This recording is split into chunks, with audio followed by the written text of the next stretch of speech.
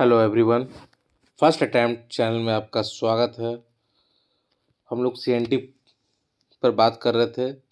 CNT का part 7 तक upload हो चुका है। आपने नहीं देखा तो जाके देखें। ये सीएनटी, एसपीटी और अन्य से आपके 12 सवाल आएंगे। और ये जो मैं वीडियो बना रहा हूँ मेरे खुद का नोट से बना हुआ। इसी वीडियो से, इसी नोट से पिछले बार मेरे ग्रुप में मेरा भी 10 से 11 सवाल सीएनटी एसपीटी से सही हुए थे। तो इसी को पढ़ना है। और ये जो नोट्स है काफ़ी बेहतर नोट्स अपने तरीके से बनाया गया है। तो इसको आप अगर फॉलो करते हैं आप खुद भी देख सकते हैं कि काफ़ी शॉर्ट में लिखा हुआ और अपने भाषा में इसको लिखा गया है। बहुत ज़्यादा डीप जहाँ ज़रूरत है वहीं जाया गया है। बहुत ज़्यादा जहाँ आवश्यक नहीं लगा मुझे, मैं उतना ही पॉइंट को नोट किया हूँ। तो इसमें आपको कुछ छूटने वाला नहीं है, कंफर्म रहिए, निश्चिंत रहिए। और इस वीडियो को अभी तक आपने पार्ट 7 तक नहीं देखा तो जाके ज़रूर देखें। पार्ट 8 आज हम लोग डिस्कस करेंगे।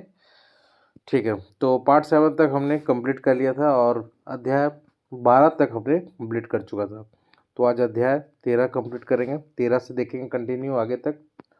ठीक है, 16 तक देखेंगे आज। तो अध्याय जो 13 है वो 101 धारा से लेकर 117 तक है। ठीक है, पहला पॉइंट तो यही है। अध्याय 12 तक हमने कंप्लीट किया। अध्याय 12 उसमें 7 लेक्चर लगे मुझे, छोटा छोटा वीडियो जाके देख सकते हो। तो अध्याय जो 13 है वो किससे संबंधित है? तो भूमि संबंधित शर्त एवं उनका रूपांतरण और अभिलेख से संबंधित है। ठीक है, अध्याय 13 आपको ये याद होना चाहिए। भूमि संबंधित शर्तें एवं उनका रूपांतरण और अभिलेख से संबंधित है। ये तो पहला याद होना चाहिए। अब हम लोग धारा 101 समझेंगे कि धारा 101 है क्या। तो नई भूमि संबंधित शर्त विरुद्ध प्रतिषेध। ठीक है, जो नई भूमि है उससे संबंधित जो शर्त है उसके जो विरुद्ध प्रतिषेध है उसके बारे में कहा गया है। तो क्या है, सरल भाषा में समझेंगे। देखिए, धारा 101 में ये कहा गया है कि इस अधिनियम के प्रारंभ से, ठीक है, ये जब अधिनियम बना उसके प्रारंभ से और उसके बाद लगान मुक्त व्यक्तिगत कार्य को, ठीक है, लगान मुक्त व्यक्तिगत कार्य को छोड़कर किसी अन्य शर्त के साथ भूमि संबंधित व्यवसाय करने पर नई भूमि संबंधित शर्त डाली जाएगी। कहने का मतलब क्या है कि जब ये अधिनियम से पहले, इस अधिनियम के प्रारंभ से और उसके बाद, ठीक है, व्यक्तिगत सेवा करने का एकमात्र शर्त है कि लगान मुक्त काश्तकारी के अतिरिक्त किसी अन्य भूमि संबंधित शर्त के साथ काश्तकारी का सृजन नहीं किया जाएगा। मतलब समझ में आया? अगर नहीं आया तो फिर से मैं बताना चाहता हूँ। आप ऐसे समझिए कि इस अधिनियम में बोला गया है कि प्रारंभ से, जब अधिनियम लागू हुआ उसके प्रारंभ या उसके बाद जो लगान मुक्त व्यक्तिगत कार्य को, ठीक है, उसके बाद लगान मुक्त व्यक्तिगत कार्य को छोड़कर, लगान मुक्त व्यक्तिगत कार्य को छोड़कर किसी नई शर्त के साथ भूमि संबंधित व्यवसाय करने पर नई भूमि संबंधित शर्त डाली जाएगी। जब आप नए शर्त के साथ अगर व्यवसाय करते हो अपना व्यक्तिगत छोड़कर तो फिर नई शर्त डाली जाएगी। ठीक है, तो वही लिखा हुआ है आपको। धारा 102 में आप जान लीजिए बस इतना कि व्यवसाय के लिए जो पूर्व शर्त निर्धारित ना हो, अगर व्यवसाय के लिए पूर्व शर्त मतलब पहले का शर्त निर्धारित ना हो तो वहाँ पर स्थानीय लोक कानून लागू होगा। तो इतना याद रख लीजिए, 102 स्थानीय लोक कानून का बात करता है। जब भी व्यवसाय के पूर्व शर्त, व्यवसाय के लिए जो पूर्व शर्त निर्धारित अगर नहीं है तब आपका कौन सा कानून लगेगा? तो व्यवसाय, तो स्थानीय लोक कानून लगेगा। ठीक है, ये 102 में। 3 में क्या कि जो भूमि का जो वर्तमान मूल्य निर्धारण है उसके बारे में कहा गया। ठीक है, तो आप इतना भी अगर याद रखते हैं, सवाल बहुत ज़्यादा डीप नहीं जाता है। तो भूमि का जो वर्तमान मूल्य निर्धारण है वो 103 में है। ठीक है, यदि किसी न्यायालय के लिए आवश्यक हो तो पिछले 10 वर्ष या उससे कम अवधि का औसत मूल्य माना जाएगा। ठीक है, अगर आवश्यक पड़ा तो मूल्य निर्धारण कैसे होगा? 10 वर्ष या उससे जो एवरेज निकाल कर किया जाएगा, पिछले 10 वर्ष या उससे कम अवधि का औसत मूल्य माना जाएगा। ठीक है, तो 103 में याद रखिए कि जो वर्तमान जो मूल्य है उसका निर्धारण कैसे होगा वो बात की गई। 4 में क्या है आपको? तो लगान तथा भूमि संबंधित शर्त मूल्यों के लिए वाद की प्रक्रिया। ठीक है, और न्यायालय निर्णय देगा जो उचित रहेगा। ठीक है, लगान तथा भूमि संबंधित जो शर्त है, शर्तों के जो मूल्य के लिए वाद की प्रक्रिया और न्यायालय इसमें निर्णय देगा। 5 में क्या है कि अभी फिर से मैं बैक जाऊँगा, मैं चीज़ें आपको याद कराने की कोशिश करूँगा। मेरा हर बार यही कोशिश रहता है कि जो मैं पढ़ा रहा हूँ आपको याद होना चाहिए। तभी पढ़ाने का कोई मतलब है, नहीं तो फिर आप ये बुक से भी पढ़ सकते हैं। मैं फिर बैक जाऊँगा और फिर मैं आऊँगा, फिर बताइएगा याद हो रहा है कि नहीं हो रहा। 105 में क्या है कि भूमि संबंधित शर्त का स्वेच्छा से रूपांतरण, ठीक है। 5 में याद रखिए कि जो भूमि संबंधित शर्त है, जो शर्त है उसको हम लोग स्वेच्छा से चाहे तो रूपांतरण कर सकते हैं। यदि कोई भूमि किसी भूमि संबंधित शर्त अधीन धारित की जाती है, ठीक है, तो अभिधारी या भूस्वामी सीओ के पास उन शर्तों का रूपांतरण है तो लिखित आवेदन दे सकता है। मतलब इतना आप सिंपल से समझिए, ज़्यादा डीप में मत जाइए। सीओ के पास आवेदन देगा, चाहे तो भूमि संबंधित शर्त को वो रूपांतरण करना चाहता है स्वेच्छा से, तो 5 में है, ठीक है। 6 में क्या है, 6 में बहुत इंपॉर्टेंट नहीं, क्या दर तय होगा वो है, ठीक है। 106 से 117 मेनली आपका क्या है मैं बता देना चाहता हूँ। धारा 106 से 117 क्या है, तो भूमि संबंधित शर्त है, उनके रूपांतरण है, अभिलेख है, ये भी सवाल आ सकता है। तो आपको ये ध्यान में रखना, फिर से बैक जा रहे कि हम लोग बात कर रहे हैं अध्याय धारा का कौन सा, तो 101 से 117 तक बात करेंगे। 101 में क्या है कि नई भूमि संबंधित शर्तों के विरुद्ध प्रतिषेध है, मतलब रोकना है नई भूमि संबंधित शर्त। 101 में ये बोला गया। 2 में क्या, अगर को पूर्व शर्त निर्धारित ना हो तो कैसे देखा जाएगा, स्थानीय लोक कानून, शॉर्ट में लिख सकते हैं स्थानीय लोक कानून। 3 में क्या है कि अगर मूल्य निर्धारण करना हो तो 10 वर्ष का औसत निकाल सकते हैं। 4 में क्या है कि लगान तथा भूमि संबंधित शर्त के मूल्य के लिए वाद की प्रक्रिया न्यायालय से समझिए कि कुछ मामला जाता है तो न्यायालय इसको उचित लगान के संबंध में निर्णय दे सकता है।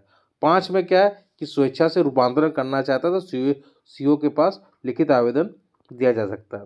6 में क्या है कि 6 में मेनली 106 से 107 आपका 106 से 117 मेनली क्या है, तो 106 धारा 106 से 117 आपके लिए क्या है, तो भूमि संबंधी शर्त के बारे में रूपांतरण और अभिलेख से संबंधित प्रावधान, ठीक है। बहुत ज़्यादा इंपॉर्टेंट नहीं है लेकिन आपको पता होना चाहिए। तो हमने कंप्लीट कर लिया, बाकी इधर भी आप पढ़ सकते हैं, बहुत इंपॉर्टेंट नहीं है। 106 से 17 मेनली आप याद रखिए कि भूमि संबंधी शर्त, रूपांतरण और अभिलेख से संबंधित।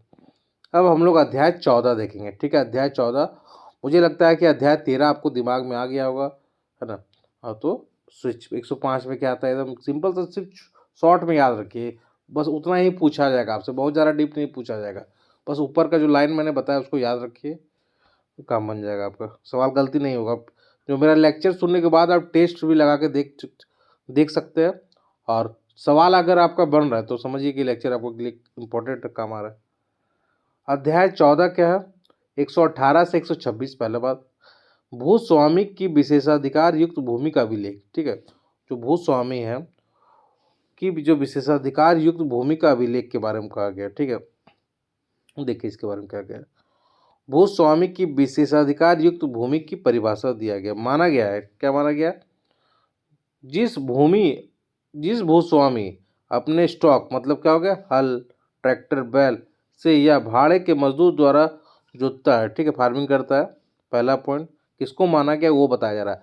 भूमि का विशेषाधिकार युक्त भूमि का परिभाषा क्या है, तो बोला कि जिसे भूस्वामी अपने स्टॉक, मतलब हल हो गया, ट्रैक्टर हो गया, बैल या फिर भाड़े का मजदूर द्वारा उसको जोतता है, ठीक है। दूसरा, अभिधारी द्वारा, ठीक है, 1 वर्ष प्लस पट्टे या उससे कम अवधि के लिए लिखित या मौखिक पट्टा धारित करता, पट्टा समझिए पट्टा से रिलेटेड कुछ है, ठीक है। तीसरा क्या है, वैसा भूमि रांची धनबाद छोड़कर प्लस सिंहभूम का कुछ क्षेत्र छोड़कर छोटा नागपुर प्रमंडल में जिरात के रूप में ज्ञात हो, तीसरा पॉइंट। चौथा क्या है, धनबाद सिंहभूम मान के रूप में ज्ञात हो, ठीक है। उसके बाद छोटा नागपुर भूधृति अधिनियम 1869 के अधीन तैयार किया गया रजिस्टर में मंजेश या बदखिट्टा हो, ठीक है। तो उसको हम लोग क्या मानेंगे, भूस्वामी का विशेषाधिकार युक्त भूमि की परिभाषा में जोड़ेंगे। तो 118 आपके लिए इंपॉर्टेंट है, सवाल पूछा जाएगा आपसे कि भूमि का विशेषाधिकार युक्त भूमि का अभिलेख कौन सा धारा में है, तो 118 में। अध्याय कौन सा है, अध्याय 14 है। किसको माना जाएगा, कोई भूमि का विशेषाधिकार युक्त, तो 5 चीज़ बताया, जिसका अपना ट्रैक्टर हो, अपना स्टॉक हो, या फिर भाड़े से मजदूरी कराता हो उसको माना जाएगा। दूसरा कि पट्टा लिया हो, 1 वर्ष या 1 वर्ष से कम का है, या लिखित या मौखिक रूप से हो गया तो होगा। तीसरा क्या होगा कि वैसा भूमि रांची धनबाद या सिम्मू में छोड़कर, ठीक है, छोटा नागपुर प्रमंडल जिरात के रूप में ज्ञात हो, तो ये ध्यान में रखना। फिर धनबाद सिम्मू या धनबाद सिम्मू में या रांची धनबाद है, बाकी दोनों सेम है, ठीक है। मान के रूप में ज्ञात हो और छोटानागपुर भूतृतीय अधिनियम 1869 के अंदर मंझियस या बदखिट्टा हो, ठीक है। तो उसको हम लोग क्या मानेंगे, भूमि का विशेषाधिकार युक्त भूमि के परिभाषा के अंतर्गत आएगा। ये 5 पॉइंट आपको ध्यान में रखना है, ठीक है। हो सकता है सिंपल पूछ दे कि बस कौन से आर्टिकल में, हो सकता है कि भूमि का परिभाषा क्या, किसको माना जाएगा भूस्वामी का विशेषाधिकार भूमि भूस्वामी का। तो ये हम लोग 5 पॉइंट ध्यान में रखते हैं। अब देखिए धारा 119 से 123 है क्या, तो कुछ नहीं है इसमें, सिंपल सा बात समझिए कि भूस्वामी का विशेषाधिकार युक्त भूमि का सर्वेक्षण होगा, अभिलेख से संबंधित प्रावधान है। तो सिंपल है, 119 और 123 में वैसा कुछ है नहीं, ठीक है। 24 में क्या है, 24 बहुत इंपॉर्टेंट नहीं, लेकिन जान लीजिए कि अगर कुछ भूमि का भूस्वामी का विशेषाधिकार भूमि के रूप में अभिलिखित नहीं किया जाता है तो फिर क्या होगा, ठीक है। तो 124 में ये लिखा हुआ है कि रजिस्टर में मंझियस और बटखेता के रूप में दर्ज किसी भूमि को किसी भूस्वामी के विशेषाधिकार युक्त भूमि के रूप में दर्ज नहीं किया गया, तो वो 124 में, ठीक है। 26 में अपील करने का प्रावधान है, ठीक है। अगर 24 में क्या हो गया, कुछ भूमि हो गया जो भूस्वामी के विशेषाधिकार युक्त भूमि के रूप में अभिलिखित नहीं किया गया, उसके बारे में बताया गया 24, और 26 में अपील कर सकता है। तो हमने अध्याय 14 भी कंप्लीट कर लिया, मुझे लगता है समझ में आएगा। उसमें इंपॉर्टेंट था 118 जो है वो आपके लिए काफ़ी इंपॉर्टेंट है एग्जाम के लिए, वो 5 कंडीशन भी याद रखिएगा, और मुझे लगता है कि आपको याद हो गया होगा मेरे ख्याल से। अच्छा लगा तो जरूर, नए हैं तो चैनल में सब्सक्राइब जरूर कीजिएगा, अच्छा लगा तो जरूर लिखिएगा कमेंट में, ताकि मुझे ही पता चले कि लोगों को अच्छा लग रहा है या नहीं। अध्याय 15, ठीक है, 127 से 134 हम लोग देखेंगे। इसमें क्या है कि अधिकार अभिलेख, ठीक है, खुटकट्टी अधिकार वाले रैयत, ग्राम मुखिया तथा अभिधारियों के लिए अन्य वर्गों का बाध्यता है, ठीक है, ये देखेंगे हम लोग। तो धारा 127 में क्या है, सिंपल सा बात समझिए इसी तरीके से। ज़्यादा इसमें क्या है कि राज्य सरकार के आदेश से, कौन आदेश देगा, राज्य सरकार। किसको देगा, तो राजस्व अधिकारी को। क्या देगा, किसी स्थानीय क्षेत्र में खुटकट्टी अधिकार प्राप्त रैयत, ग्राम मुखिया, अभिधारियों के किसी वर्ग को अधिकारों या बाध्यताओं को एक अभिलेख तैयार किया जाएगा। मतलब क्या समझे, मतलब 127 में ये कहा गया है कि राज्य सरकार के आदेश से राजस्व अधिकारी द्वारा, ठीक है, कौन आदेश, किसका आदेश, कौन आदेश देगा, राज्य सरकार देगा। किसको देगा, तो राजस्व अधिकारी को देगा। क्या देगा, इसमें क्या करेगा, इसमें किसी स्थानीय क्षेत्र में, कोई स्थानीय क्षेत्र में खुटकट्टी अधिकार प्राप्त रैयत, कौमा, ग्राम मुखिया, अभिधारियों के किसी वर्ग के जो अधिकार है या बाध्यताओं को एक अभिलेख तैयार किया जाएगा। उस वर्ग का क्या अधिकार है, क्या बाध्यता है, उसका एक अभिलेख तैयार किया जाएगा। तो यही 127 में बोला गया, ठीक है। राज्य सरकार आदेश देगा सीओ को अभिलेख के लिए, ठीक है, ये इसको शॉर्ट में लिखा गया। तो मुझे लगता है 127 आपको समझ में आ गया होगा, ठीक है। अब देखिए, कुछ जब अभिलेख तैयार किया जाता है तो अशुद्धि भी होती है, तो शुद्धता के लिए, ठीक है, विवाद उठा शुद्धता के संबंध में, तो अभिलेख के अंतिम प्रकाशन के 3 माह के भीतर राजस्व पदाधिकारी के समक्ष वाद किया जाएगा। तो यहाँ 3 महीना आपको याद रखिए, शॉर्ट में लिख सकते हैं शुद्धता फॉर 3 मंथ, ठीक है, मतलब उसको सुधारने के लिए 3 मंथ का समय रहेगा, ठीक है, वाद किया जा सकेगा। तो 130 को ऐसे भी आप समझ सकते हैं, 3 है यहाँ भी, तो यहाँ भी 3 मंथ हो जाएगा, ठीक है, 3-3।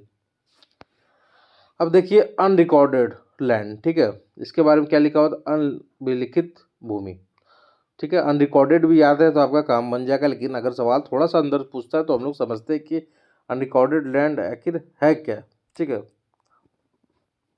इसके बारे में क्या है, जब किसी स्थानीय क्षेत्र में खुटकट्टी अधिकार युक्त के अधिकार और बाध्यता का अभिलेख तैयार कर लिया जाए, तो उस क्षेत्र को अनरिकॉर्डेड लैंड के संबंध में खुटकट्टी अधिकार अर्जित किया जा सकता है। मतलब क्या समझे, फिर से समझाना चाहता हूँ मैं। 134 पहली बात याद रखिए अनरिकॉर्डेड लैंड के बारे में, ठीक है, और खुटकट्टी भूमि के वर्ग के अपवर्जन एक्सक्लूजन पर है। मतलब क्या कहा गया, जब किसी स्थानीय क्षेत्र में, ठीक है, खुटकट्टी अधिकार युक्त अभिधारियों का अधिकार या फिर तथा बाध्यताओं का अभिलेख तैयार किया गया। अभी हम लोग पढ़े 127 में उसको मिलता है राज्य सरकार राज्य सरकार का आदेश के द्वारा सीओ तैयार किया करता है, ठीक है, 127 में हमने पढ़ा। तो कहा गया कि अगर तैयार कर लिया गया अभिलेख, है ना, और उसकी बाध्यताओं को भी तैयार कर लिया गया, तो उस क्षेत्र का जो अनरिकॉर्डेड भूमि है, ठीक है, के संबंध में खुटकट्टी अधिकार अर्जित किया जा सकता है। उस संबंध में खुटकट्टी अधिकार अर्जित किया जा सकता है। अनरिकॉर्डेड भूमि मतलब क्या हो गया? ऐसी भूमि जिसे अभिलेख में दर्ज ना किया गया, उसका भी क्या होगा? तो खुटकट्टी अधिकार अर्जित किया जा सकता है। तो वही, ठीक है, अनरिकॉर्डेड भूमि का वही बोला गया कि जिसका रिकॉर्ड नहीं किया गया उसका भी चाहे तो खुटकट्टी अधिकार अर्जित किया जा सकता है अनरिकॉर्डेड लैंड का, ठीक है, ये पता होना चाहिए आपको। अब हम लोग पढ़ेंगे अध्याय 16, ठीक है। अध्याय 16 135 से 229 तक है। सारा कुछ इंपॉर्टेंट नहीं है, लेकिन थोड़ा सा हम लोग जल्दी जल्दी इसको भी देख लेंगे, एक बार प्रयास करेंगे समझने का, और सवाल यहाँ से जो बनेगा कुछ हम लोग देख लेंगे। तो पहली बात याद और रखना चाहिए कि अध्याय 16 है क्या? तो उपायुक्त के द्वारा संज्ञेय विषयों का न्यायिक प्रक्रिया, ठीक है। देखिए अब समझते हैं हम लोग। 35 में बोला गया है 135 में कि उपायुक्त वाद की सुनवाई के लिए स्थानीय सीमा अंदर न्यायालय लगा सकेगा, ठीक है। तो उपायुक्त वाद की सुनवाई के लिए स्थानीय सीमा अंदर टाइम टाइम मतलब एक टाइम लिमिट के अंदर न्यायालय लगा सकता है। 135 में यही कहा गया है, ठीक है। उपायुक्त के न्यायालय का स्थान, बस इतना याद रखिए, ठीक है ना। खुला न्यायालय में होगा, ये सभी लिखा हो रहता है, लेकिन उसके अंदर बस इतना आपको याद होना चाहिए कि न्यायालय लगा सकता है। 36 में क्या होगा? जब न्यायालय लग गया तो लोग आवेदन करेंगे। 37 में क्या होगा कि उपायुक्त उप कलेक्टर या राजस्व अधिकारी से कोई वाद के आवेदन को वापस ले सकेगा, ठीक है। 37 में बहुत इंपॉर्टेंट, नहीं छोड़ सकते आप उसको। 38 देखते हैं हम लोग क्या। कोई भूमि अगर एक से अधिक जिले या अनुमंडल में स्थित है, मान लीजिए कोई भूमि है, ठीक है, वो किसी एक से अधिक जिला में है या अनुमंडल में स्थित है, तो वाद की सुनवाई कहाँ होगा? उस भूमि के ज़्यादा हिस्से वाले जिले या अनुमंडल के अंदर की जाएगी, ठीक है। मतलब समझ में आया? नहीं समझ में आया फिर से मैं समझाता हूँ। कोई भूमि अगर मान लीजिए कि एक से अधिक जिला में है, ठीक है, एक से अधिक जिला में एक भूमि है जो 2-3 जिला मान लीजिए फैला हुआ, ठीक है, या फिर एक से अधिक अनुमंडल में स्थित है, तो उसकी जो सुनवाई होगी वो कहाँ होगी? तो जो उस भूमि के ज़्यादा हिस्से वाले जिले में, जहाँ उसका उस भूमि का ज़्यादा हिस्सा है, मान लीजिए ए है और बी है, ठीक है, ए भूमि है, ठीक है, 2 जिला है बी और सी। मान लीजिए कि जो ये भूमि है इसका बी में ज़्यादा है, तो इसकी सुनवाई कहाँ होगा? बी जिला में होगा, वही कहा जा रहा है, ठीक है। जहाँ भूमि का ज़्यादा भाग स्थित है उसकी सुनवाई वहीं की जाएगी, ठीक है। तो सिंपल सा, ऐसा कुछ भी नहीं है, थोड़ा सा अपना भी दिमाग लगा सकते हो और ये पॉइंट को क्लियर कर सकते हो। धारा 139 क्या है कि उपायुक्त के संज्ञान लेगा, उपायुक्त संज्ञान लेगा कि लगान निर्धारण क्या है, पट्टा रद्द करना है कि नहीं करना, काश्तकार बेदखल करना है, ये धारा 139 में, ठीक है। तो संज्ञान किस में लेगा? 139 में, ये ध्यान में रखना है, ठीक है। 139 का क्या है ये भी समझते हैं हम लोग। उपायुक्त का अन्य अधिकारिता, ठीक है, क्या अधिकारिता है, क्या है देखते हैं इसमें। अध्याय चैप्टर 12 के अधीन रहते हुए कोई भी न्यायालय किसी ऐसे वाद को ग्रहण नहीं करेगा, ठीक है, जिस पर आवेदन धारा 139 अधीन उपायुक्त द्वारा संज्ञेय हो, उपायुक्त निर्णय अंतिम होगा। मतलब कहने का मतलब ये है कि 139 आपके लिए इंपॉर्टेंट है, पहला पॉइंट ये ध्यान में रखिए। इसमें यह बोला गया कि अध्याय 12 के अधीन रहते हुए कोई भी न्यायालय किसी ऐसे वाद को ग्रहण नहीं करेगा जिस पर आवेदन धारा 139 के अधीन उपायुक्त के द्वारा संज्ञेय हो और ऐसे किसी आवेदन पर उपायुक्त का निर्णय अंतिम होगा। समझे? मतलब अगर उपायुक्त के पास निर्णय लेने का शक्ति है इसमें और वो उसका संज्ञान ले चुका है, तो न्यायालय ऐसे बात को ग्रहण नहीं करेगा। ये सिंपल सा बात है, इसलिए लिखा हुआ इसका अन्य अधिकार, ठीक है, अन्य अधिकार, ठीक है। 140 क्या है? सामूहिक वाद का आवेदन, ठीक है, सामूहिक वाद या आवेदन 140 में कौन कहाँ करेगा? तो उपायुक्त के पास करेगा, इसको भी पता होना चाहिए। धारा 141 से 147 तक क्या है? तो उपायुक्त के न्यायालय में वाद का निपटारा, गवाही प्रस्तुति प्रक्रिया, ये सब है, ठीक है। 140 वाला याद रखिए, सामूहिक वाद का है, ठीक है। 147 याद रख लीजिए, बहुत इंपॉर्टेंट नहीं है। 100, ठीक है। 141 176, ठीक है, ये बोल रहे 141 से 176 तक क्या है? उपायुक्त न्यायालय में वाद का निपटारा होगा, गवाही प्रस्तुत की प्रक्रिया, ये सब के बारे में कहा गया, ठीक है। पक्षकार की पेशी, ये सब बात है। 169 इंपॉर्टेंट, एक बार देख लेते क्या है। अंतिम सुनवाई में पक्षकार का हाजिर ना होना, ठीक है। यदि मान लीजिए कि दोनों पक्षकार अगर हाजिर हुआ हाजिर नहीं हुआ, ठीक है। यदि दोनों पक्षकार हाजिर ही नहीं हुआ तो क्या होगा, मामला खारिज होगा। पहला बात, दोनों में कोई एक पक्षकार हाजिर नहीं हुआ तो क्या होगा कि जो मौजूदा सबूत पर निर्णय किया जाएगा। अगर दोनों नहीं हुआ तो मामला तो खारिज हो गया, पहला बात। अगर दोनों में एक पक्षकार हाजिर नहीं हुआ तो जो सबूत है उसके अनुसार से डिसीजन लिया जाएगा। ये बोला गया अंतिम सुनवाई में पक्षकार का हाजिर ना होना पे धारा 169, इसको याद रखना है आपको, इम्पोर्टेंट है, ठीक है। 170 में क्या है कि निर्णय लेगा, ठीक है। 170 में निर्णय याद रखिए, उपायुक्त द्वारा खुले न्यायालय में निर्णय सुनाया जाएगा कि क्या डिसीजन लिया, तो डिसीजन मैटर करता है, तो 170 में डिसीजन है, ये भी आपको पता होना चाहिए। अब डिसीजन हो गया तो जांच भी होना चाहिए, है ना।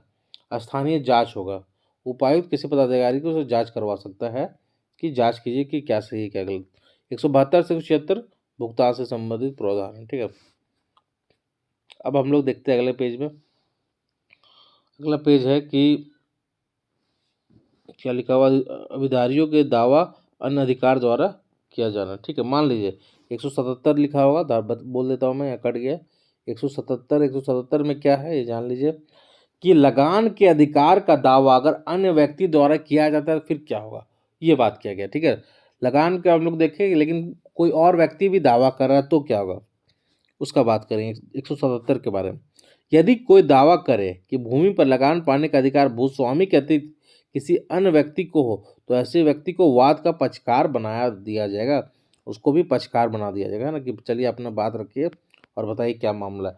तो 177 में क्या है, सिंपल सा बात याद रखिएगा कि लगान का अधिकार अगर अन्य व्यक्ति भी करता है तो उसको पक्षकार बनाया जा सकेगा। धारा 177 में ये बात की गई है, ठीक है।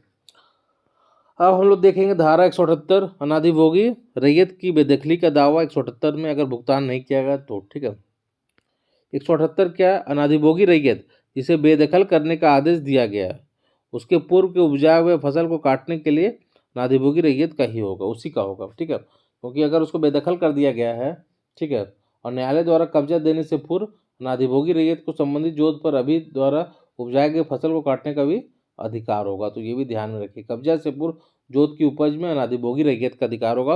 आप इतना याद रखिए। 178 में में क्या है कि कब्जा से पूर्व जोत की उपज में अनाधिभोगी रैयत का ही अधिकार होगा, ठीक है। 179 में क्या है, भूस्वामी द्वारा रैयत का पट्टा नहीं देने पर उपायुक्त को पट्टा देने की शक्ति है, ठीक है। अगर भूस्वामी द्वारा रैयत को पट्टा नहीं दिया जाता है तो कौन देगा, वो उपायुक्त के पास पट्टा देने की शक्ति होता है, ठीक है। अगर 3 माह तक रैयत का पट्टा न देने में असफल रहा तो ये उसके बाद पावर रहता है उपायुक्त के पास, वो चाहे तो पट्टा दे सकता है, ठीक है। कब ऐसा कंडीशन आता है, जब भूस्वामी द्वारा रैयत को पट्टा नहीं दिया जाता 3 माह तक, तब उपायुक्त दे सकती है। 180 उपायुक्त डिग्री आदेश को लागू करना, ये भी इम्पोर्टेंट है।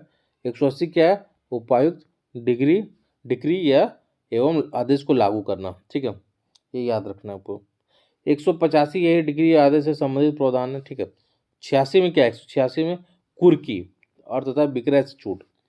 186 में ये बोला गया कुर्की, ठीक है, और विक्रय से छूट। कैसे, क्या क्या छूट रहेगा, तो जो वस्त्र पहने हुए बच्चे लोग हैं ना, वो पत्नी ये जो वस्त्र पहने हुए उनको लेकर, घर में जो सामग्री है वो कृषि औजार है, लिखा बही है, भावी भरण पोषण अधिकार, घरेलू सेवक मजदूरी, ये सब जो नॉर्मल चीज़ है ये ऐसे भी आप दिमाग लगा सकते हैं। लेकिन ये याद रखना है कि कुर्की और विक्रय से छूट कौन सा, 186 रुपया बकाया था, नहीं दिया तो बोला चलो तुमको कुर्की और विक्रय से संबंधित है लेकिन छूट है, लेकिन 186 याद रख लिया, ठीक। 146 का क्या, डिक्री के निष्पादन पर कुछ प्रतिबंध तो होगा गया। 188 में देखिए वारंट, ठीक है, कुर्की करेगा उसके बाद वारंट ही होगा, तो वारंट क्या है, वारंट का प्रभाव 188 में वारंट का प्रभाव उपायुक्त के हस्ताक्षर के 60 दिन तक, ये 60 दिन याद रख लेना आपको। 188 में आपको याद रख लेना है कि, ठीक है, 60 दिन तक अधिकतम, ठीक है। किसी निष्पादन वारंट के प्रभाव उपायुक्त द्वारा निश्चित अवधि तक ही होगा। यह अवधि वारंट पर उपायुक्त के हस्ताक्षर से अधिकतम 60 डेज, है ना, 60 दिन तक होगी, ठीक है। और ये ध्यान में रखना आपको। अब देखिए निर्णित, ठीक है, ऋणी को गिरफ्तार के लिए की जाने का क्या प्रक्रिया है, ठीक है। अगर जेल कब होगा, 50 रुपया तक मान लीजिए अगर नहीं दे पाया, ठीक है, ठीक है। किसी धन के भुगतान संबंधी डिक्री का निष्पादन के लिए निर्णीत ऋणी का गिरफ्तार किया जा सकता है यदि कब वह तुरंत पूरी राशि न्यायालय में जमा न कर दे, लेन देन के भुगतान की राशि का इंतजाम ना कर दे, यहाँ सारा पॉइंट लिखा हुआ है, ठीक है, देख सकते हो, है ना। गिरफ्तार ऋणी को 50 रुपये तक की धनराशि के भुगतान हेतु अधिकतम 6 सप्ताह तक जेल, है ना, और इससे अधिक की धनराशि में भुगतान हेतु अधिकतम 6 माह तक जेल में रखा जाएगा। तो ये भी बात यहाँ लिखा हुआ, ठीक है। आपको ये समझिए कि जो गिरफ्तार संबंधित जो प्रावधान है 191 में, इतना भी याद रख गया तो बहुत है, ठीक है। 193 हम लोग देखते हैं। दूसरी बात कारा नहीं होगा, 192 में कहा गया। 193 इंपॉर्टेंट है, देखते क्या है। अब बहुत ज़्यादा इंपॉर्टेंट नहीं है लेकिन देख लेते हैं। बंदियों के निर्वाह के लिए आहार धन, ठीक है। एक बार चीज़ों को पढ़ लेना जरूरी है ताकि दिमाग में रहे भी, इसलिए एक बार थोड़ा सा डिटेल होना चाहिए।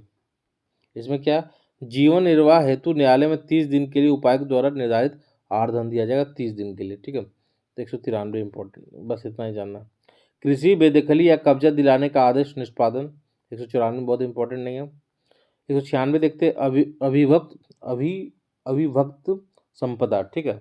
196 में क्या है ये आपको बताते हो, ठीक है। के संबंध में भूधृति का अंशधारी क्या है, लगान की डिक्री हेतु आदेश तो ऐसे भूकृति की बिक्री का आवेदन तब तक प्राप्त नहीं किया जा सकता जब तक उसका निष्पादन जिले के भीतर ना हो जहां वाद किया गया, उसके अलावा नहीं किया जा सकता, ठीक है। कौन सा, अभिभक्त संपदा, ठीक है, ये ध्यान में रखिए। 196, ठीक है। 98 क्या है, इमूवेबल प्रॉपर्टी, स्थावर संपत्ति, ठीक है। अगर मूवेबल प्रॉपर्टी धन वसूली संभव नहीं है, अगर मूवेबल प्रॉपर्टी से धन वसूली संभव नहीं है तो फिर इमूवेबल प्रॉपर्टी विरुद्ध निष्पादन का आवेदन किया जा सकता है। तो 198 में ये कहा गया है, ठीक है। इसको भी आपको ध्यान में रखना है, 198 थोड़ा सा ध्यान में रखना, ठीक है। अब हम लोग देखते हैं धारा 200 क्या है, एक्विजिशन से संबंध और विक्रय के बीच अंतराल, ठीक है। अभिग्रहण और विक्रय के बीच अंतराल के बारे में कहा गया। मूवेबल प्रॉपर्टी के 10 दिन के अंतराल में, है ना, अभिग्रहण और विक्रय के बीच 10 दिन का होना चाहिए डिफरेंस, तो मैक्सिमम, ठीक है। इस अध्याय के अधीन अगर मूवेबल प्रॉपर्टीज को जंगम संपत्ति भी बोलते हैं कि अभिग्रहण तथा उसके बिक्री के बीच कम से कम 10 दिन का अंतराल अवश्य होना चाहिए, ठीक है। ये भी बात आपको ध्यान में रखना। बाकी फिर और सारा पॉइंट है, बहुत ज़्यादा इंपॉर्टेंट नहीं है। लगान के बकाया और डिक्री के निष्पादन से भूकृति के जोत की विक्रय, यह धारा धारा 208 में कहा गया, ठीक है। यदि भूधृति या जोत की विक्रय बाद की डिक्री की रकम की बाकी रह जाती है तो ऐसे जंगम स्थावर संपत्ति बेच दिया जाएगा, ये भी कहा गया धारा 210 में। अगर बच जाता है, रकम बाकी रह गया तो भी वो फिर बेच दिया जाएगा, ठीक है। बाकी और भी सारा पॉइंट है, यहाँ पढ़ सकते हो। 212 में क्या है, ऋण की राशि तथा क्रेता के दिए जाने वाले प्रतिकर की राशि जमा कर देने पर स्थावर संपत्ति के विक्रय को पास करने का आवेदन 90 दिन का समय दिया जाएगा आपको, ठीक है, ठीक है। बाकी ज़्यादा इंपॉर्टेंट नहीं है। 225 में क्या, अपील की सुनवाई उपायुक्त के बदले न्यायिक आयुक्त द्वारा की जाएगी। देखिए 225 क्या है कि अपील की जो सुनवाई है आयुक्त के बदले न्यायिक आयुक्त द्वारा की जाएगी सभी मामलों में, 225 में कहा गया, ठीक है। इसकी पीडीएफ कहाँ मिलेगी, फर्स्ट टाइम के ऐप में कुछ देर के बाद अपलोड हो जाएगा, वहाँ से आप इसको डाउनलोड कर सकते हो और एक बार अपने तरीके से भी पढ़ सकते हो। और अच्छा लगे नहीं तो सब्सक्राइब जरूर कीजिएगा। एक और वीडियो आएगा सीएनटी का, ख़त्म हो जाएगा, फिर उसके बाद एसपीटी हम लोग चलेंगे। धन्यवाद।